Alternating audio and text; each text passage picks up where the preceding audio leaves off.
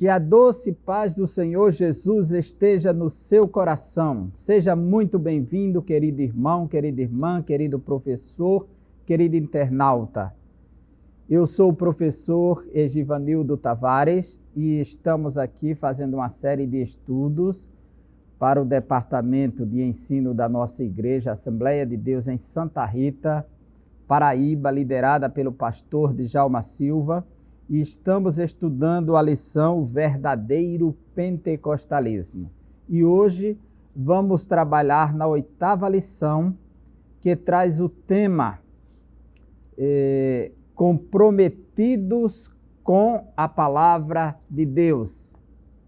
Esse é um tema de uma importância vital para a igreja, haja vista que tudo que somos, vivemos e existimos depende desta afirmação, do compromisso com a palavra de Deus.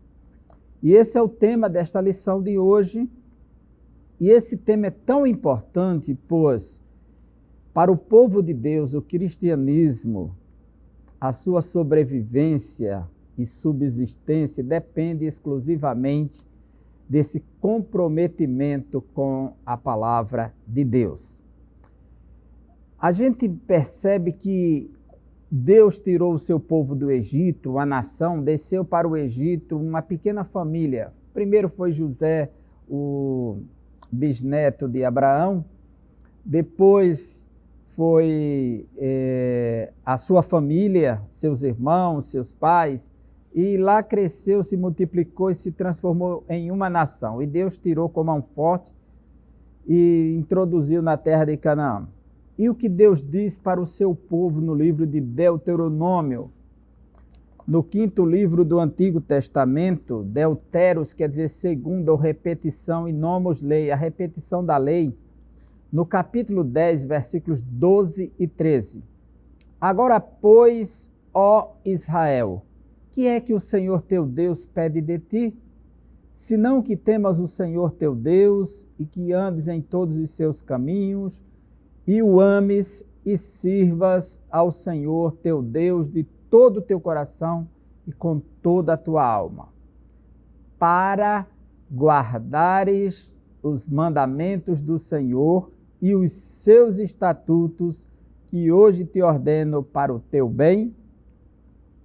Veja que servir, amar, honrar, temer a Deus, e tudo isso é norteado pela palavra do Senhor.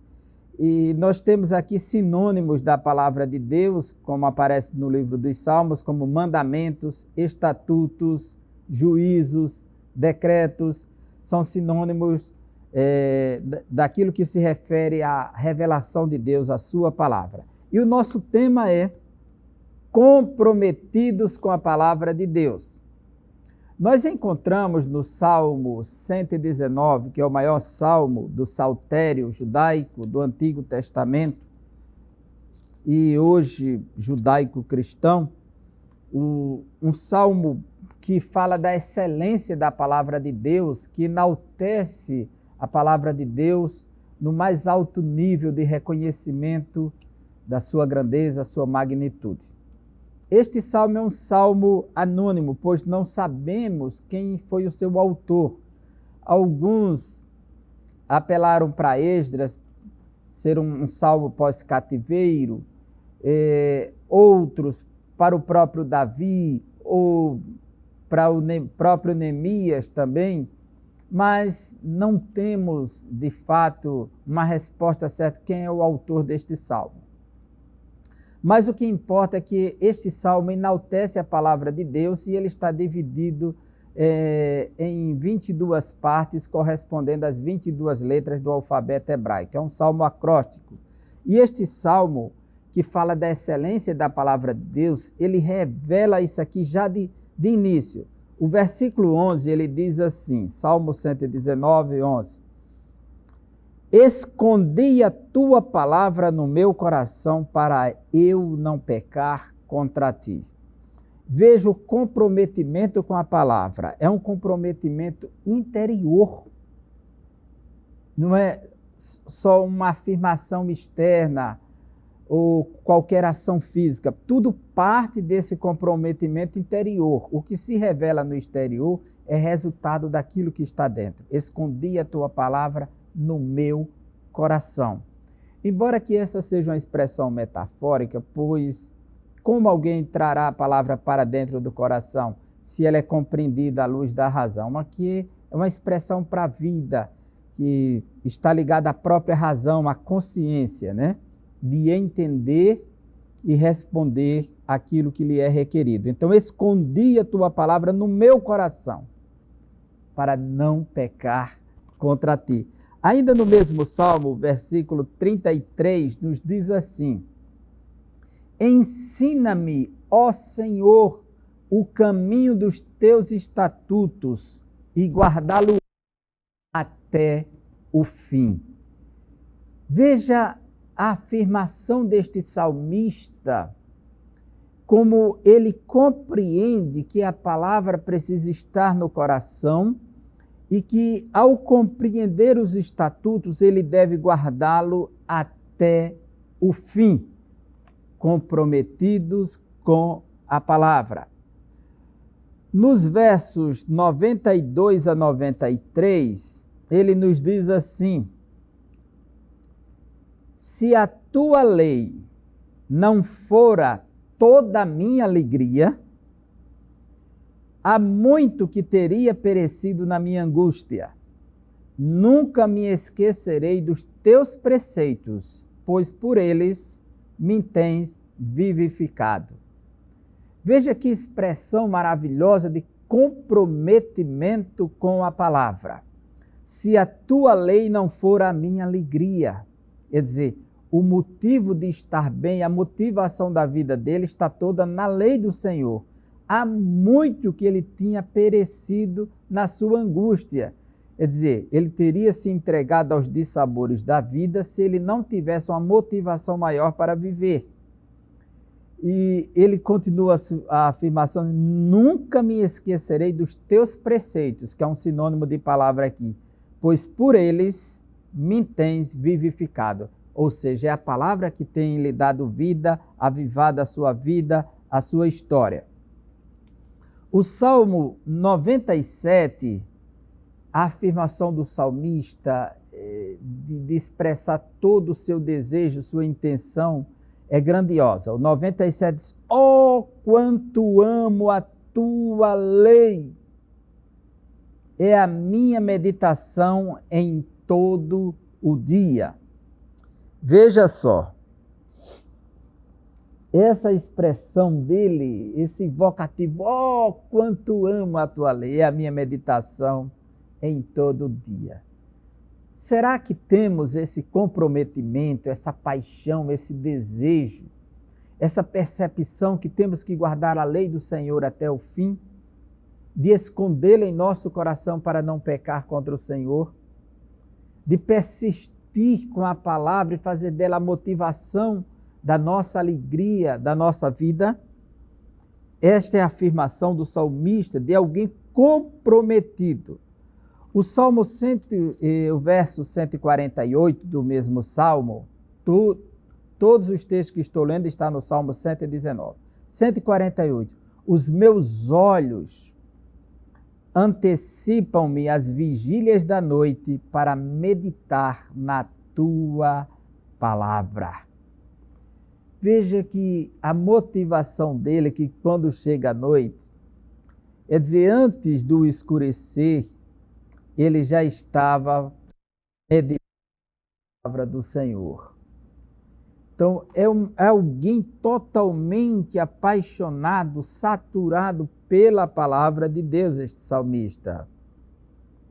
Ainda no mesmo salmo, para finalizar, 165, do 119, verso 165, diz: muita paz têm os que amam a tua lei, e para eles não há tropeço. A confiança na palavra de Deus traz resultados surpreendentes. Primeiro, a paz. Os que amam a lei de Deus vão desfrutar de paz. E para eles não há tropeço. Por quê? vão aprender o caminho da justiça, o caminho da verdade e vão triunfar por conta da lei do Senhor. O texto áureo da nossa lição nos diz: bem-aventurados os que ouvem a palavra de Deus e aguardam. Lucas 11, 28. Esse texto nos mostra no momento em que Jesus é abordado por uma mulher e na sua empolgação ela olha para Jesus e de forma poética a mulher expressa: bem-aventurado os seios em que mamastes e o ventre que te trouxe. Quer dizer, ela pensou como mulher muito mais no privilégio da mãe que gerou um filho como Jesus, um profeta, o homem de Deus, aquele que operava milagres, que era seguido pelas multidões. Então essa mulher, ela contemplou o valor da mãe, o ventre que trouxe Jesus, os seios em que ele mamou. Como seria bem-aventurada essa mulher? E Jesus, naquele momento, corrige a percepção da mulher, que existe algo superior a qualquer ação humana. E responde para ela: bem-aventurados os que ouvem a palavra de Deus e aguardam. Porque o fato de gerar, ter sido portadora, o instrumento que Deus escolheu para nela ser gerado no ventre de Maria, pelo Espírito Santo, que foi uma escolha de Deus, uma ação de Deus sobre Maria, que ela diz: como sou virgem, não conheço homem algum, vou gerar filhos? Não se preocupe, a virtude, o poder do Altíssimo te cobrirá.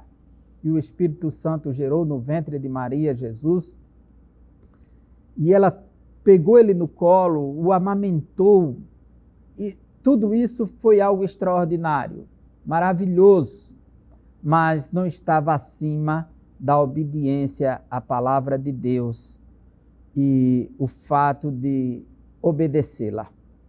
Aí Jesus diz que é muito mais bem-aventurado do que ter tido o privilégio de gerar o Filho de Deus e amamentá-lo, é ouvir a palavra de Deus e guardá-la. Veja como isto é sublime, porque isso aqui determina o destino de alguém. Aí onde está o valor, a sublimidade de tudo isso. Por exemplo, a própria Maria, ela revelou essa submissão quando disse: seja feito conforme a tua palavra, eis aqui a serva do Senhor. Então, e quando ela abriu seus lábios, foi para louvar a Deus. A minha alma engrandece ao Senhor e meu espírito se alegra em Deus, meu Salvador. A importância de ouvir a palavra e guardar a palavra. Que tem pessoas que escutam, mas não guardam. E para guardar é preciso escutar. E essa escuta envolve a compreensão e a retenção da própria palavra. Jesus contou uma parábola e ele tomou por base o processo de engenharia da construção de uma casa na Palestina, principalmente as casas ribeirinhas que eram construídas junto aos rios, da mais simples que tinha. E ele toma por base essa questão simples para expressar uma verdade muito rica. E ele não pegou uma construção de um castelo, de uma fortaleza, de uma cidade nas montanhas de Jerusalém ou nos grandes montes da Palestina. Ele pegou uma pequena construção de uma pequena casa, que são os ribeirinhos junto ao Rio Jordão, e que muitas vezes tinham que enfrentar o período de inverno, ou na realidade não é nem o inverno, é o verão mesmo, que quando chega o verão, no alto da montanha, o gelo derrete do Monte Hermon, e como o Jordão nasce por lá, ele aumenta o fluxo das águas, entra no Mar da Galileia e segue com uma intensidade de forças. A gente vê isso no livro de Josué, quando o povo vai conquistar a terra, que o Jordão está transbordando. Então, quem tivesse construções ao redor estava ocorrendo perigo. E como é uma parte baixa, é num grande vale, quando os ventos sopram por lá, há uma violência profunda. E se chover muito também, é muito perigoso para quem está naquela região. Então Jesus toma por base uma construção de uma casa simples. No Evangelho de Lucas, capítulo 6, você pode acompanhar comigo Lucas, capítulo 6, e diz assim: e tudo isso após um grande sermão sobre a vontade de Deus, sobre o reino de Deus, sobre a comunidade dos céus. Capítulo 6, ele nos diz...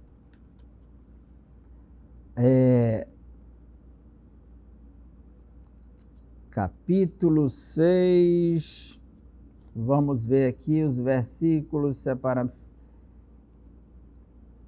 46 a 48. Jesus disse assim: e por que me chamais Senhor, Senhor, e não fazeis o que eu digo? Olha, a questão aqui, como é que você quer me considerar como Senhor e não faz o que eu digo? Para que alguém seja Senhor sobre o outro, ele precisa obedecer o seu Senhor. Qualquer que venha a mim e ouve as minhas palavras e as observa, eu vos mostrarei a quem é semelhante. É semelhante ao homem que edificou uma casa e cavou e abriu bem fundo e pôs os alicerces sobre rocha, e vindo a enchente, bateu com ímpeto a corrente naquela casa e não a pôde abalar, porque estava fundada sobre rocha. E o oposto disso aqui é aquele que construiu na areia e não estabeleceu os fundamentos.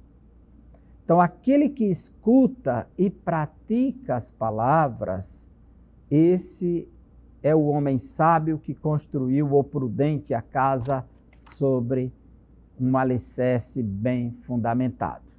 Então, esse alicerce é a prática da palavra, ouvir e praticar, a obediência, em outras palavras. A verdade prática da nossa lição diz assim: a autoridade divina da Bíblia deriva da sua origem em Deus. É dizer, a fonte de origem da própria Escritura é o próprio Deus. Por isso que se diz palavra de Deus. Logo, se ela é palavra de Deus, ela não pode errar. Se é palavra de Deus, ela tem que ser eterna. Se é palavra de Deus, ela tem que ser inspirada. Então, a autoridade divina da Bíblia deriva de sua origem em Deus e por isso, e por si só, encerra a suprema autoridade das Escrituras como plena e total garantia de infalibilidade. Ela é infalível, ela não pode falir, não pode falhar. E por si só encerra a suprema autoridade das Escrituras como plena e total garantia de infalibilidade. De acordo com o Salmo 139, aliás, 119 mais uma vez, versículo 137. Está escrito: justo és, ó Senhor, e retos são os teus juízos. Veja que esse salmo, ele diz que aquilo que Deus é, a sua palavra é. Deus é justo, justo és, ó Senhor, e retos são os teus juízos. E essa palavra retos aqui, que é a mesma palavra, e justos são os teus juízos, que poderia ser traduzido, só modificou o sinônimo aqui de justo por reto, aquele que está em posição linear, verticalizada, aliás, uma posição vertical, reto. Então, Deus é justo e retos são os seus caminhos, os seus juízos. O que ele é, a sua palavra é. Que esses juízos aqui é sinônimo de palavra dentro deste salmo. Então, a autoridade da Bíblia está aí por ser a palavra de Deus. Se a Bíblia não fosse a palavra de Deus, teria autoridade nenhuma. Se não fosse a palavra de Deus, não teria efeito nenhum sobre a vida de ninguém. Mas, porque ela é a palavra de Deus, está aí a nação de Israel existindo até hoje, está aí a igreja resistindo até hoje e vivendo e vivenciando as profecias e proclamando para o mundo que Jesus é o Senhor. O objetivo geral da nossa lição será demonstrar o nosso compromisso com a palavra de Deus. Esse é o objetivo, que se pensar em conhecer, pensar em entender, em compreender e não procurar responder à obediência, não adianta nada. Quando falamos da palavra de Deus, falamos de algo prático, de algo a ser praticado, vivenciado, demonstrado, encarnado, materializado. Não estamos falando de algo que fique apenas na mente ou no coração de alguém. E os objetivos específicos, primeiro é afirmar a autoridade da Bíblia. Por que a Bíblia é autoridade? Porque é a palavra de Deus, e Deus é a autoridade máxima. Então, em assuntos de doutrina, de ética cristã, a Bíblia é a primeira voz, porque é a voz de Deus. E é aí que dizemos que a Bíblia é a voz de Deus. Segundo, mostrar o zelo pela boa doutrina. Existem ensinos, princípios, valores inerentes da Bíblia que estão dentro do cristianismo que são inegociáveis. E devemos zelar por eles porque são inerentes da Bíblia, que é a boa doutrina, ou sã doutrina. E terceiro, pontuar os cuidados quanto aos modismos, porque surgem modismos e invenções com cheiros de heresias e muitas vezes a própria heresia, aquilo que é contrário à sã doutrina, e nós precisamos estar atentos, alertas quanto aos modismos que entram nas igrejas, que se infiltram no meio da comunidade cristã e que não pode prevalecer. E é para isso que são constituídas as autoridades no ensino das Escrituras, os pregadores, os ensinadores, para eliminar os falsos ensinos. E toda a igreja que se preza, ela ensina os seus membros, ela ensina a sua comunidade, ela doutrina de forma clara, verdadeira, pura, a partir das Escrituras. E nós estamos estudando uma lição da Escola Bíblica Dominical. E de estudos na Palavra de Deus para conscientizar o que é que a nossa igreja pensa em relação à Bíblia e o que ela prega. Para diferenciar também aquilo do que é o ensino normativo, o ensino oficial da igreja e o que não é oficial. Que existe a doutrina oficial da igreja e aquilo que não é oficial, que alguém pode estar utilizando em nome da igreja, mas não é ensino oficial. Então, a nossa introdução nos diz: nós somos apegados à palavra e buscamos a orientação do Espírito Santo para nos ajudar na interpretação das Escrituras. Todo o nosso apego como cristão à palavra de Deus, ele tem que ser pautado pela dependência do próprio Espírito Santo, que capacita as pessoas a compreender as Escrituras. Nós estudamos regras de interpretação, doutrinas de interpretação, como a hermenêutica, a homilética para pregar, a hermenêutica para interpretar, as doutrinas sistemáticas, mas se não partirmos do princípio, do pressuposto, que é o Espírito Santo que ilumina a mente e capacita para compreender as verdades das Escrituras, podemos cometer diversos erros. Para que o cristianismo tenha unidade, ele precisa dessa capacitação do Espírito Santo. O apóstolo Paulo, escrevendo aos Efésios, capítulo 1, versículo 18, ele faz uma oração para que sejam iluminados os olhos do vosso entendimento, para compreender as promessas de Deus, as revelações de Deus. Em Lucas capítulo 24, a Bíblia diz que Jesus ressuscitou e apareceu a 2 homens no caminho de Emaús. Em 24, versículo 27, a Bíblia diz que Jesus, conversando com ele, disse assim, Lucas capítulo 24, versículo 27, é o último capítulo de Lucas. E começando por Moisés, ou seja, pelo Pentateuco, e por todos os profetas, o restante do Antigo Testamento. E começando por Moisés e por todos os profetas, explicava-lhes o que dele se achava em todas as Escrituras. Jesus começou a explicar como a Bíblia falava acerca da sua pessoa para os 2 homens do caminho de Emaús. Começando por Moisés, o Pentateuco e os profetas, os demais livros do Antigo Testamento. Ainda no versículo 44 e 45 do mesmo capítulo, diz assim, 44, e disse-lhes, são estas palavras que vos disse, estando ainda convosco. Aqui já é para os apóstolos. Convinha que se cumprisse tudo que de mim estava escrito na lei de Moisés, nos profetas e nos salmos. Então abriu-lhes o entendimento para compreenderem as Escrituras. A partir da ressurreição de Cristo, uma nova dimensão acontece.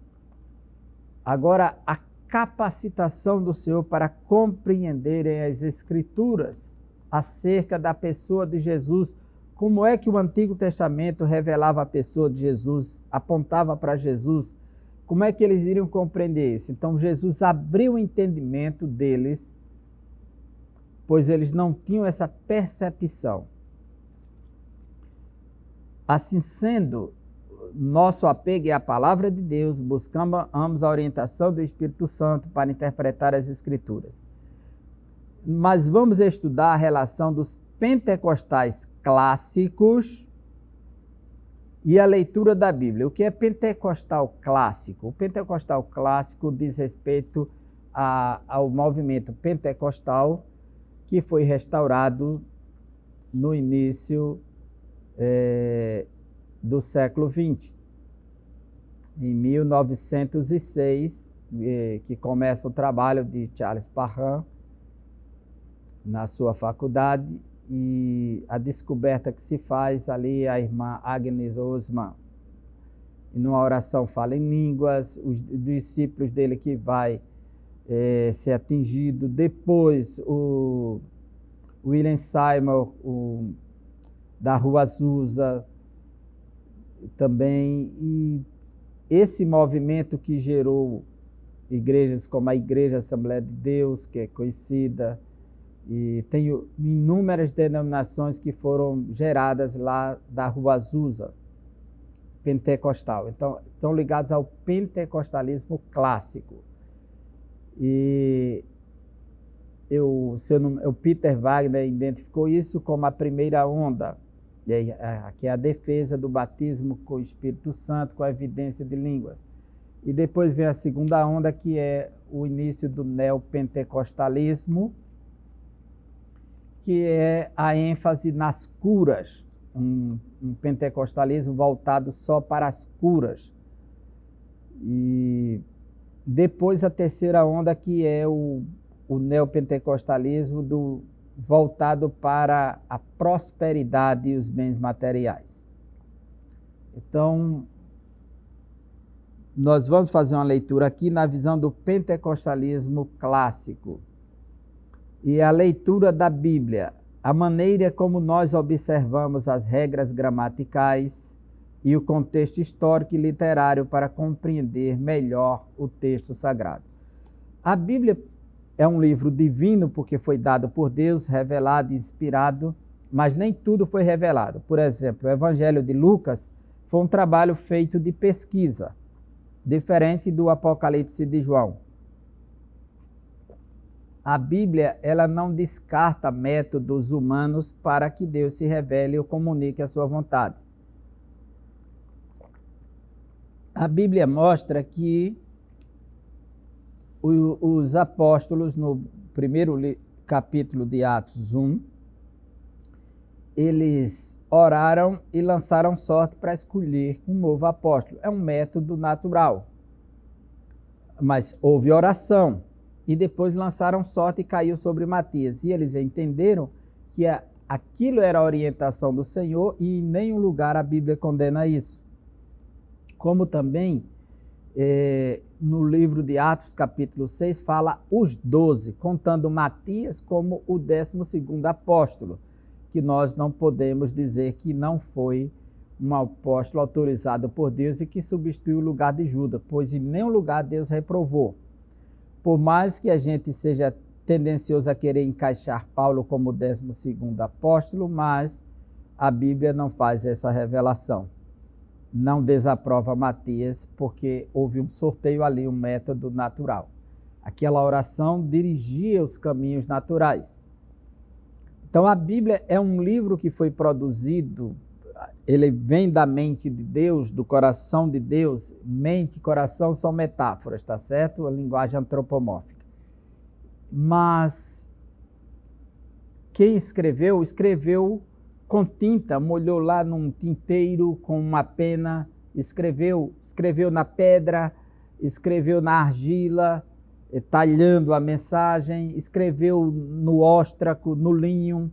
A Bíblia foi escrita em diversos materiais, o material que tivesse à disposição e a capacidade daquele que recebia o texto, um boieiro Amós, um legislador como Daniel, como Moisés, um estadista como Daniel, um filósofo como Salomão, um monarca como Davi, um poeta, um sacerdote. De acordo com a sua capacidade, eles escreviam. Então, ele recebia, entendia, ele tinha habilidades para escrever poesia, ele escreveu no gênero poético. Ele tinha capacidade só para fazer narrativas históricas, então ele escreve o texto narrativo. Se ele tem uma capacidade perceptiva mais avançada, e de tudo isso vem do Senhor, que dá a cada ser humano uma capacidade diferenciada. E então ele escreve na literatura sapiencial, são gêneros diferentes. E quando nós vamos ler, se nós não reconhecermos as regras gramaticais que há sobre o texto e não considerarmos o contexto histórico do texto, quando foi produzido, em que tempo, para quem, por quê, e o estilo literário, podemos construir uma outra voz ao texto que não é do texto. E se nós aprovarmos qualquer tipo de exposição da palavra de Deus, que fica usando a interpretação alegórica para comunicar de acordo com a sua mente e a sua visão, estaremos dizendo que a Bíblia está aberta para qualquer um fazer dela o que bem entender. E é por isso que existem muitas seitas, muitos movimentos, muitas divisões de igrejas, principalmente nas igrejas pentecostais, porque as pessoas dizem que foi Deus que disse, Deus que revelou, e começa a fazer interpretações estranhas que são nocivas ao texto e que prejudicam o aprendizado da igreja. Então, o verdadeiro expositor, ele precisa colocar o texto no seu devido contexto, e os princípios de Deus são transmitidos ali. Então, capítulo 1 da lição. A lição tem 3 capítulos. Primeiro, a autoridade da Bíblia. O segundo capítulo, o zelo da doutrina, que são os 3 objetivos, né? E terceiro, o cuidado quanto aos modismos. Então vamos ao primeiro, a autoridade da Bíblia. Nós herdamos dos reformadores do século XVI o conhecido sola scriptura, somente as escrituras. Esse sola é um advérbio de exclusão, porque ele trata de coisas exclusivas, exclui as demais coisas e só confirma aquela. Então é somente a Escritura, ou seja, fora dela não é admitido algo mais, dessa revelação que vamos falar. Então, o sola Escrituras, que são os 5 solas, somente Deus, soli Deo glória, solo Cristo, somente Cristo, sola gratia, somente a graça, sola fides, somente a fé e sola Escritura. Então são os 5 solas da Reforma, são os 5 pilares da Reforma protestante. Então, sola Escritura, cada um dos 5 solai representa a chave de cada doutrina central dos reformadores, como Lutero, Zwinglio, entre outros. O brado de sola Escritura significa que a Bíblia é a única regra de fé e prática para a vida cristã. E é por meio dela que podemos conhecer a Deus e entender a sua vontade. Então, esse sola Escritura aqui é o princípio basilar fundante da fé cristã. Então, quando afirmamos somente a Escritura, que ela é a única regra de fé e prática, ou seja, nenhum concílio, nenhum credo, nenhuma tradição, nenhuma denominação, nenhum corpo eclesiástico, nenhuma liderança está acima das Escrituras. Nada está acima das Escrituras. Mas foi fulano que disse, é uma autoridade, tenho que obedecer. Mas ele disse pelas Escrituras? Segundo as Escrituras? Não. Então, a nossa submissão, a nossa aceitação de regra de fé e prática aqui deve estar condicionada às Escrituras. Por isso que cada cristão precisa ser como um bereano, examinar tudo que é exposto das Escrituras e aprender as Escrituras para não ser capacho de ninguém, nem marionete. A Escritura é o ponto principal da nossa submissão. E é por isso que o cristianismo não se compara com nenhuma das seitas e movimentos que existem por aí, que dominam a mente, o coração e a vida das pessoas e determinam tudo que as pessoas devem ser, fazer, comer, beber e vestir. O cristianismo é uma religião livre da liberdade e do conhecimento da verdade que liberta. E conhecereis a verdade, e a verdade vos libertará. O apóstolo Paulo, quando escreveu a Timóteo na 2ª carta, capítulo 3, ele diz acerca das Escrituras, capítulo 3, versículos 16 e 17. Toda a Escritura divinamente inspirada é proveitosa para ensinar, para redarguir, para corrigir, para instruir em justiça, para que o homem de Deus seja perfeito e perfeitamente instruído para toda boa obra. É isso que a Escritura nos diz. A Escritura ela serve para nos dar todo o norte e nos dar toda a ferramenta necessária para avançarmos.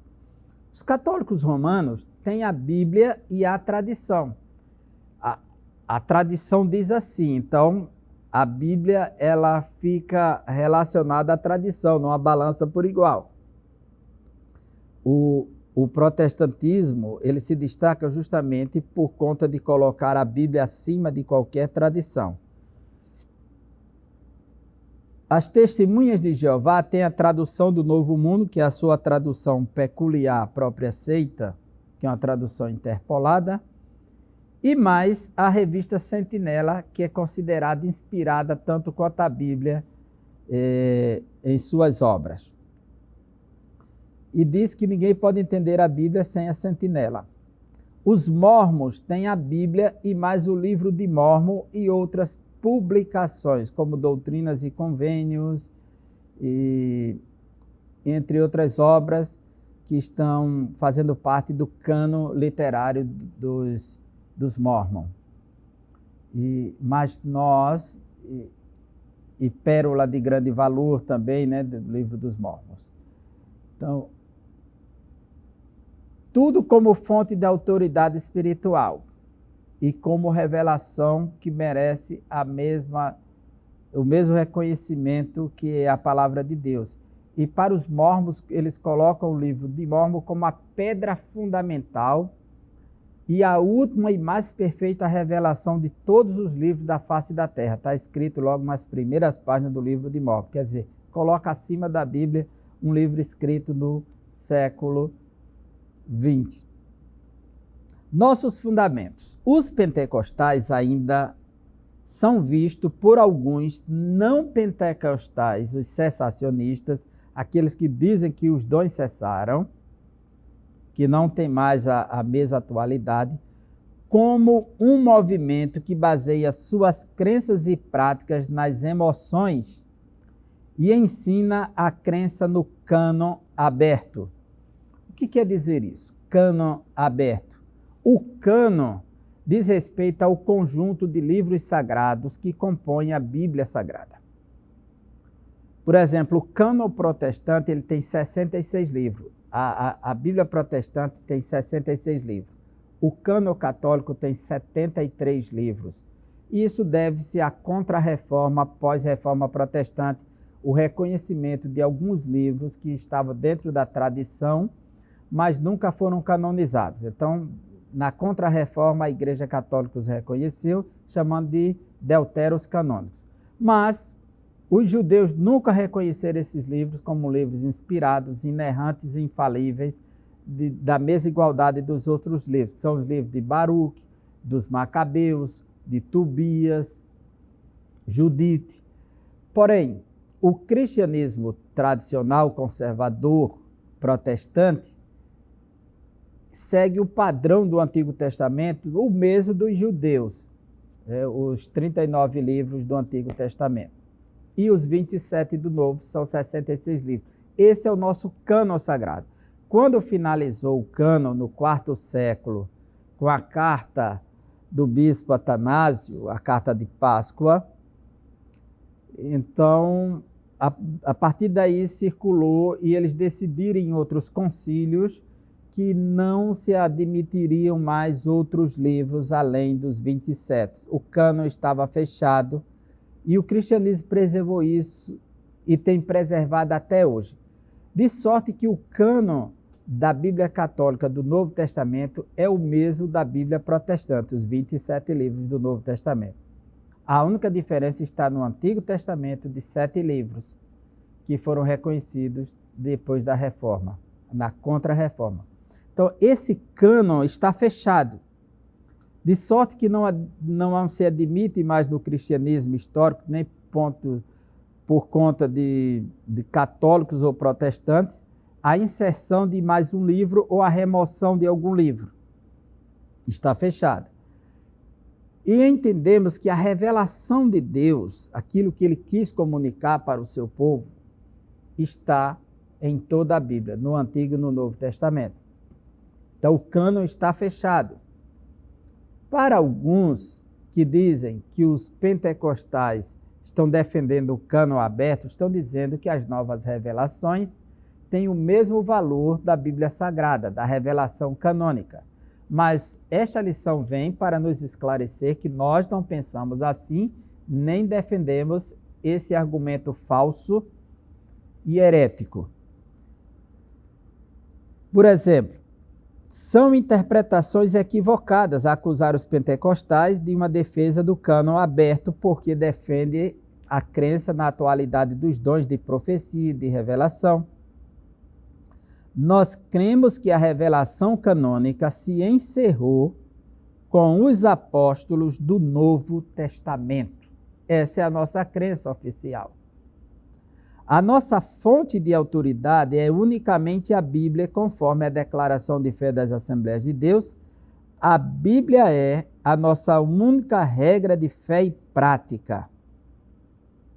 Não necessitamos de uma nova revelação extraordinária ou pretensamente canônica, pois em 2 Pedro, capítulo 1, 19 a 21, está escrito que a palavra de Deus, ela já foi esclarecida pelos profetas e que o versículo 20 diz assim: sabendo primeiramente isto, que nenhuma profecia da Escritura é de particular interpretação, porque a profecia nunca foi produzida por vontade de homem algum, mas os homens santos de Deus falaram inspirados pelo Espírito Santo. Quando ele diz falaram, ele não diz falam. O que ele estabelece um limite para essa profecia que ele está falando aqui na carta de Pedro, que é a revelação canônica. E como é que fica, então, o dom de profecia, de sonhos, visões? Vamos à frente, a nossa lição vai esclarecer porque não somos favoráveis ao cânon aberto. Ainda que tenha pessoas que não tenham a devida instrução e use de certos artifícios, pensando que a profecia hoje dentro da igreja teria o mesmo valor de uma revelação bíblica, ele está equivocado. Então vamos lá. Primeiro, não somos deístas. Por quê? O que é o deísmo? O deísmo é a doutrina que afirma a existência de Deus. O deísmo não nega que Deus existe, mas que ele está muito longe de nós e não se envolve com os assuntos humanos. É uma doutrina que surgiu no século XVII, ganhou grande notoriedade no século XVIII, principalmente no século XVII, com os filósofos Jacques Rousseau,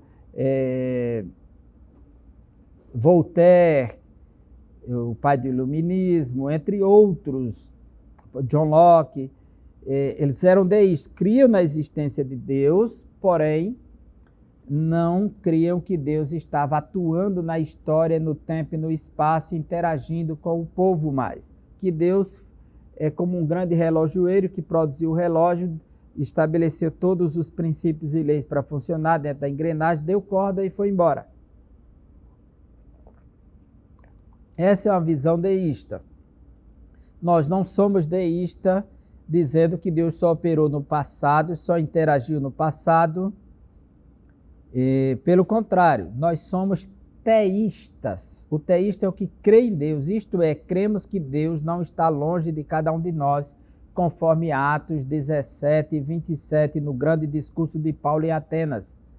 Deus não está longe de nós, é um Deus imanente, já que o deísmo defende apenas a transcendência de Deus. Deus existe, é criador, é senhor, é supremo, estabeleceu leis, mas ele está acima de tudo e não interage mais com a sua criação. Isso é o deísmo. Já o teísmo, ele defende que Deus está perto de nós. Ele tanto está distante quanto está perto. Como ele diz pela boca do profeta Jeremias, sou eu Deus apenas de perto? Isso é o Deus imanente, próximo. Não sou Deus também de longe, transcendência. Então Deus tanto é transcendente quanto é imanente, ele está próximo de nós. E ele está interessado no ser humano, conforme Hebreus 11:6. É necessário que cada um que se aproxima de Deus creia que ele existe e que é recompensador daqueles que o buscam. O fechamento do cânon sagrado, da composição do Novo Testamento, dos 27 livros, aliás, com o Antigo Testamento, os 66 livros, não significa que Deus abandonou suas criaturas e o seu povo. Jamais. É como se, olha aí, a ordem agora, o princípio é esse, estabeleceu a engrenagem é a Bíblia e o relógio fica funcionando por conta própria. Nós cremos que Deus continua a se comunicar com o seu povo por meio dos dons espirituais, conforme Atos 24, aliás, capítulo 2, 14 a 21, sermão de Pedro. Entretanto, essa revelação não se reveste de autoridade canônica para a igreja, ou seja, a profecia que alguém entregar dentro da igreja, ou para a igreja, aquela comunidade local, ou para uma pessoa específica, esse tipo de profecia, ela não tem a mesma autoridade das Escrituras. Essa profecia, ela está ali condicionada ao tempo e àquela comunidade. Então, ela é descartável com o tempo. Ela não deve ser um parâmetro para doutrinar as pessoas. O parâmetro será sempre as Escrituras. Eu devo me santificar e buscar o Senhor por conta da profecia da irmã fulana, do irmão fulano, que revelação linda. Não. Isso você faz pela doutrinação das Escrituras, a revelação canônica. Então, no estudo das profecias, nós compreendemos que isso é uma profecia particular temporária e, portanto, ela, depois que se cumpriu ali, descartou e não serve. E não pode pegar aquela profecia e sair levando para os outros. É como alguém que profetiza numa igreja, alguém joga na internet querendo que todo o Brasil receba aquela doutrina por meio daquela profecia. Que todo o Brasil seja atingido, que aquilo serve para todos os lugares. Está muito equivocado quem faz isso e quem pensa assim. Isso não é profecia canônica. Essas profecias são descartáveis. Essas profecias têm validade curta, tá certo?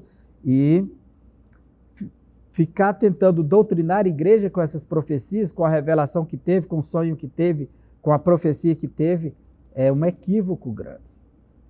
Porque a profecia, ela quando vem para exortar, ela tem 3 funções. Paulo disse, exortar, consolar e edificar. Ela é feita pelo próprio Deus que usa a boca de alguém naquele momento para aquela pessoa, para aquela comunidade. Encerrou o assunto, ficou ali. Ela não pode ser gravada para estar sendo utilizada para doutrinar as pessoas. Como pessoas que têm uma visão, uma revelação e depois registram num disco, em algum lugar, num vídeo, para que as pessoas saibam como se Deus mandou doutrinar o povo com aquilo. Tem muita gente fazendo isso na internet hoje, mas lamentavelmente esse ensino não é bíblico, nem tem autoridade, nem se reveste de autoridade, nem as Assembleias de Deus no Brasil, o ensino oficial da igreja admite isso como canônico, como válido. A igreja, ela não rejeita a profecia dentro da comunidade, pelo contrário, ela estimula que haja, porque são exercícios dos dons. Ela não rejeita os sonhos, as revelações. Ela não faz disso uma doutrina, um instrumento doutrinário. A doutrina oficial da igreja, ela vem das escrituras, do cânon que já está fechada. Isso aí não é profecia canônica. Portanto, tem validade toda e qualquer profecia, revelação e sonhos desse momento. Entretanto, essas revelações não se revestem de autoridade canônica para a igreja. Deus se comunica conosco pela leitura de sua palavra, pelos dons espirituais, sonhos, visões e até pelas coisas simples do dia a dia, mas sem autoridade canônica.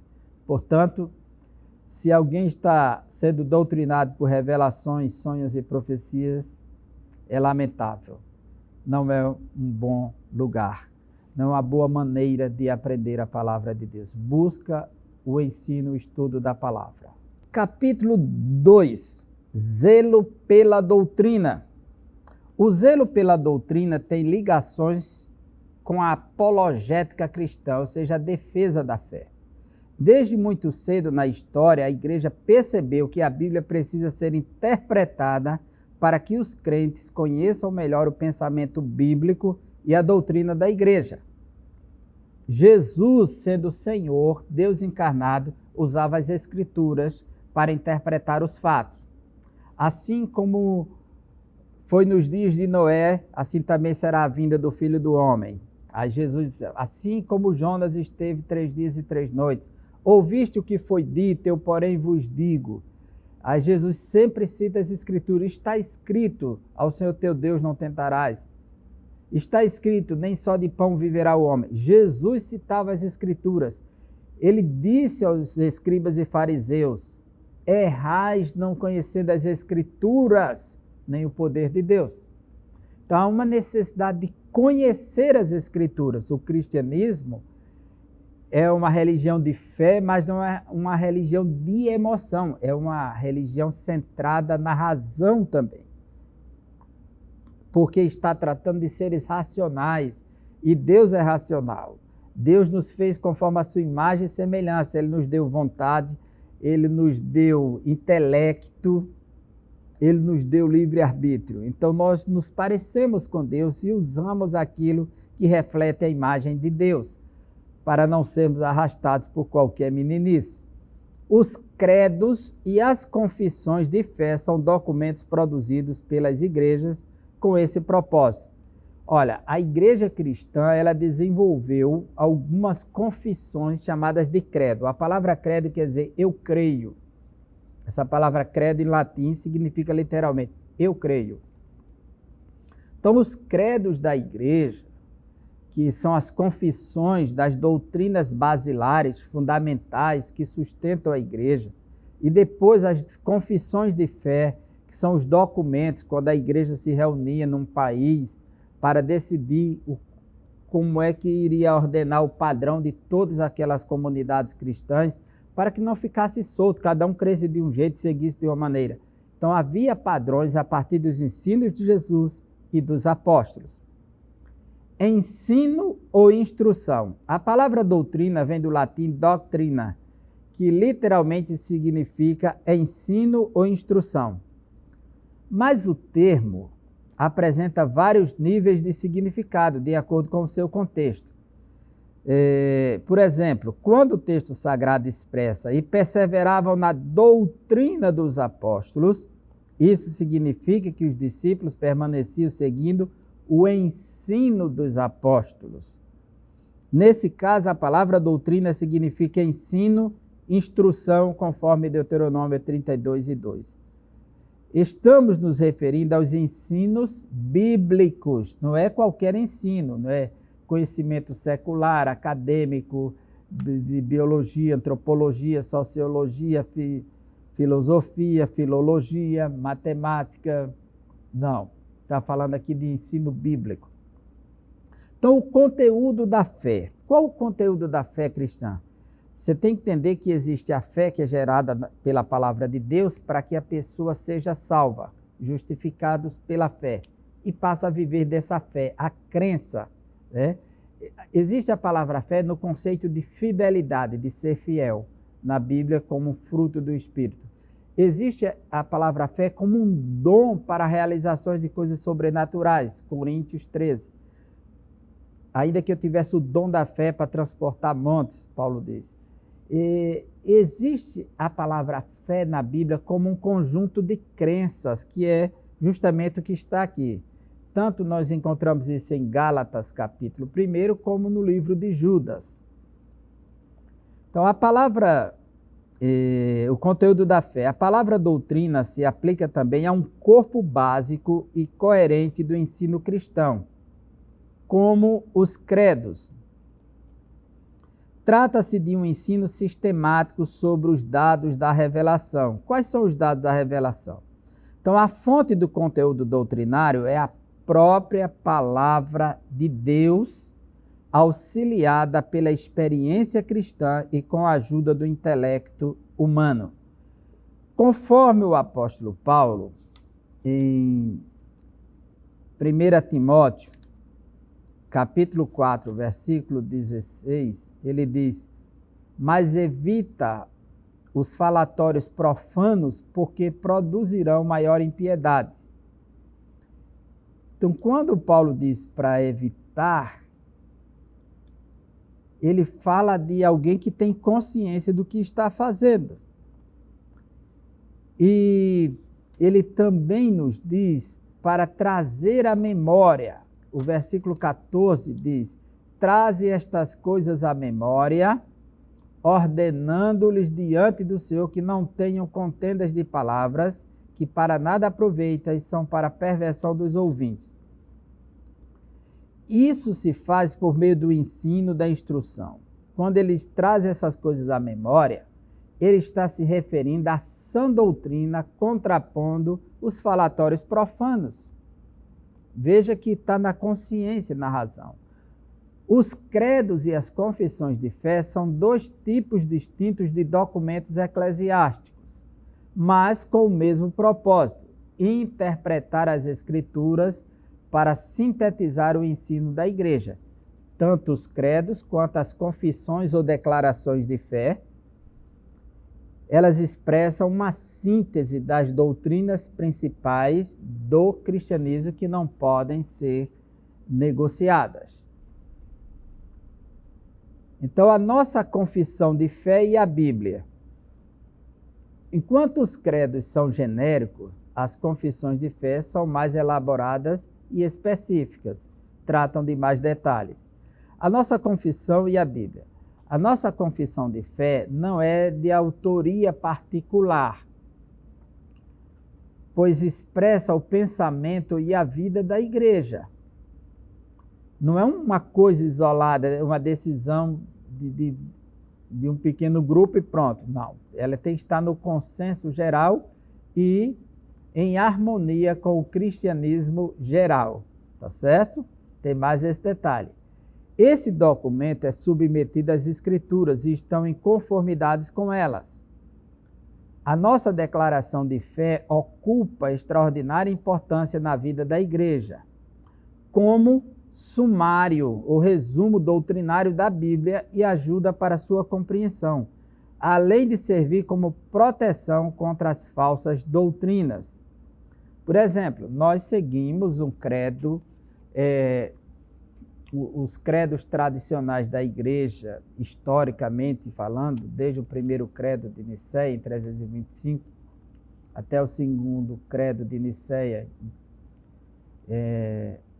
no século VIII, os 7 primeiros concílios que houveram estabelecendo os credos da igreja, e depois as declarações de fé ou confissões que surgiram pós-reforma, toda a nossa doutrina ela se baseia nesses princípios.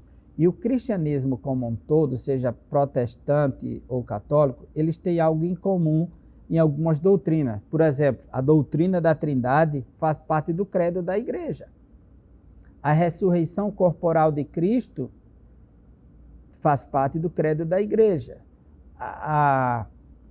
A concepção virginal de Cristo, que ele foi gerado numa virgem, isso faz parte do credo da igreja. Então, essa confissão tanto está na igreja católica, na igreja ortodoxa, como está na igreja protestante. Temos algo em comum em relação a essas doutrinas, que são confissões históricas do cristianismo, que estão fundamentadas nas Escrituras. Entretanto, a palavra final é a Bíblia, nunca é o credo, nunca é a declaração de fé, nunca é a confissão histórica da igreja. A declaração de fé expressa a doutrina oficial da igreja. Nós temos a declaração de fé das Assembleias de Deus, que foi reformulada recentemente e está exposta tanto no site oficial da CGADB, como está à disposição para quem quiser adquirir o livro ou baixar em PDF lá a declaração de fé no site oficial da igreja. Então, quem quer saber o que a Assembleia de Deus crê, prega e ensina oficialmente, está lá na declaração de fé. O que passa disso não é normativo da Assembleia de Deus, nem é ensino oficial, mas é algo particular de uma pessoa, de fórum íntimo. E não tem autoridade eclesial denominacional, qualquer ensino que estiver fora da declaração de fé. Há no Novo Testamento embriões de credos e confissões de fé. Esses embriões que são, antes de formar um credo mais longo, são pequenas confissões que ficaram. Por exemplo, Mateus 16:16. Pedro confessa e diz: Tu és o Cristo, o Filho do Deus vivo. Isso entrou no credo. Cremos que Jesus é o Cristo, o Filho do Deus vivo. Isso faz parte do credo.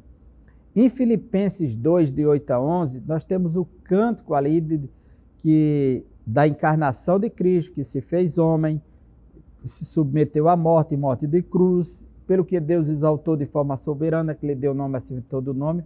Isso era um cântico primitivo que confessava sobre as duas naturezas de Cristo, a natureza humana e divina, que sendo igual a Deus, não se deu a usurpação de querer ser igual a Deus, antes esvaziou-se a si mesmo. Então, são embriões de fé. E em 1 Timóteo 6:13, Paulo diz que aquele que deu boa confissão diante de Pôncio Pilatos, falando da pessoa de Cristo, isso aí entrou no credo também. Então, são embriões ou fragmentos do credo que estão na Bíblia, que foram desenvolvidos ao longo da história da igreja. Como a igreja avançou, constituiu seu corpo literário, sagrado, autorizado, seu cânon, então ela desenvolveu a sua confissão e o seu credo a partir desses elementos. Capítulo 3. Veja que nós começamos no capítulo 1 falando da autoridade da Bíblia, é somente as Escrituras, o nosso fundamento é a Bíblia, não somos deístas, e agora falamos do zelo pela doutrina, ensino e instrução como o ensino apostólico, o conteúdo da fé, que é o corpo doutrinário, o conteúdo que vem da palavra de Deus, os credos e as confissões. Não rejeitamos essas questões, só não colocamos credos e confissões acima da palavra de Deus. E a nossa confissão de fé, que é nossa em relação à denominação Assembleia de Deus, para você que está nos acompanhando, e esse é um canal da Assembleia de Deus. Cuidado quanto aos modismos, capítulo 3. Que modismos? Quais? O nosso cuidado com a doutrina deve ir além do combate aos modismos e servir para defender a nossa fé das seitas e heresias. Veja que refutar os erros que se opõem aos ensinos bíblicos e persuadir os contradizentes, para que eles se convertam ao Evangelho. Devemos fazer o melhor para Deus. Esse é o nosso cuidado com a doutrina. E que tipos de modismos estamos nos referindo? Número 1, os modismos. Essa palavra traz a ideia do que está na moda, que está em evidência, que está sendo copiado, repetido, reproduzido. Haja vista que a igreja brasileira, não toda, em algumas partes, ela sempre copia modismos. E às vezes surge um modismo na América do Norte, eles importam e começam a adotar, e isso interfere na estrutura de muitas igrejas no Brasil. O modismo.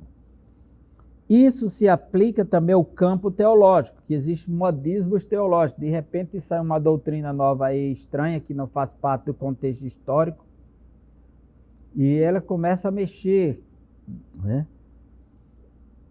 São os ventos de doutrinas que vêm e se vão, conforme Efésios 4:14, que tem caráter efêmero, passageiro, que para nada aproveitam. Em outras palavras, são inúteis e inaproveitáveis. Inúteis porque não têm um valor útil e inaproveitáveis que não podem ser reaproveitados.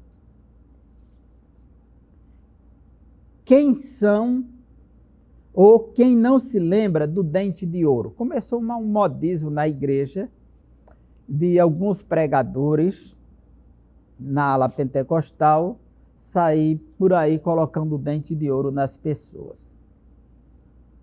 É interessante que não havia obturação de dentes estragados, mas havia entrega de dentes de ouro.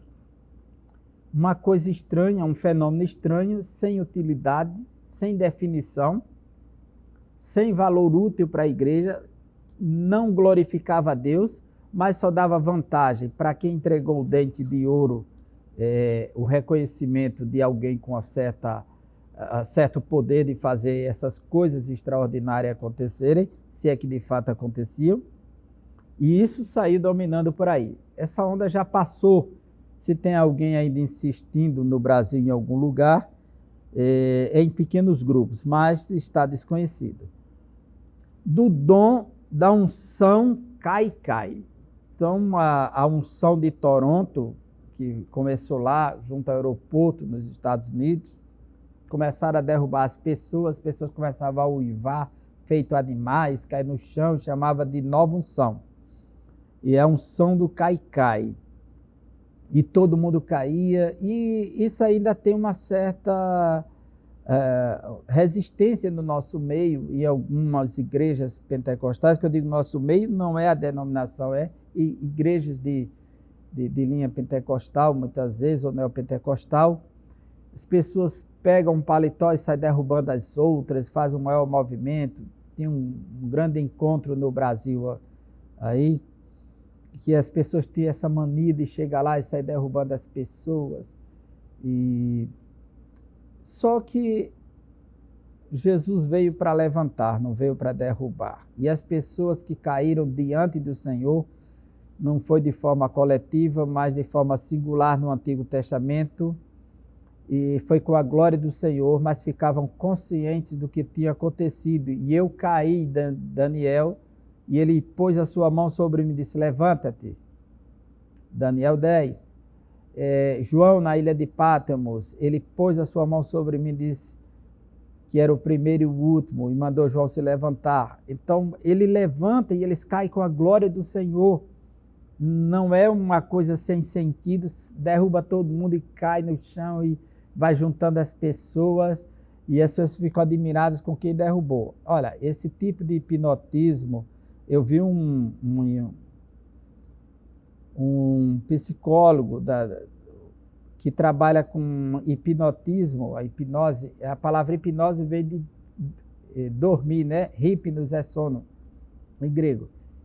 Ele mostrando como se faz isso, como hipnotizar as pessoas, quais os caminhos para derrubar uma grande massa, não viu, e ele comparou isso dentro das igrejas e mostrou que isso é muito comum e derrubou alguns universitários e colocou para dormir no chão, da mesma forma que se faz dentro das igrejas. O sopro santo, soprar e as pessoas caírem, transferência de geração, do G12. O camarada tem uma revelação lá na Colômbia e decide transferir o seu modelo da sua revelação de um método de evangelismo para o mundo. Já pensou em transformar isso em algo oficial? A febre dos anjos, começar a ter veneração aos anjos, ter anjo em todo lugar, e era anjo aqui, cadeira para anjo no púlpito, cadeira para anjo ali. Eu vi um certo pregador que na década de 80, no final, já beirando 90, ele foi muito conhecido em nosso Brasil, e hoje ele ainda tem um pequeno reconhecimento, ele falando de um tal de anjo Lauriel. Então, é uma coisa estranha, tantos anjos, e a Bíblia não fala disso. Então, essas febres passaram e outras aberrações doutrinárias. Onde estão os seus promotores e expoentes? A maioria dos promotores desses movimentos de estranho, por exemplo, onde começou o movimento do Caicai em Toronto, um dos pastores, ele denunciou o movimento, que ele fez parte, e Deus abriu os olhos dele e denunciou o que estava por trás, a ação maligna. E tudo isso virou um documentário. Você pode assistir e procurar na internet, o movimento Caicai, uma reportagem da Record. Não há como combater esses abusos e essas práticas exóticas sem o conhecimento adequado da palavra de Deus. Então, a necessidade de conhecer a palavra e conhecê-la doutrinariamente, fundamental. Segundo, procurar apresentar-se a Deus aprovado. Paulo diz, procura apresentar-te aprovado, aquele que maneja bem a palavra da verdade. Essa qualificação vem do Espírito de Deus. Apresentar-se a Deus aprovado significa estar disponível, testado e aprovado por Deus e reconhecido pela igreja. Quando Paulo diz, procura apresentar-te a Deus aprovado, a palavra aprovada aqui é dóquimos. Dóquimos era uma palavra usada para testar as moedas, se eram verdadeiras ou não. Passava na pedra de toque e aí reconhecia. Então ele diz para se apresentar como alguém que foi aprovado. Desde muito cedo na história do cristianismo, que a igreja precisou enfrentar uma avalanche de heresias e aberrações doutrinárias ensinadas pelos falsos mestres. Havia pessoas, os maus obreiros e os obreiros fraudulentos, ensinando que a ressurreição já tinha acontecido, como Himeneu e Fileto.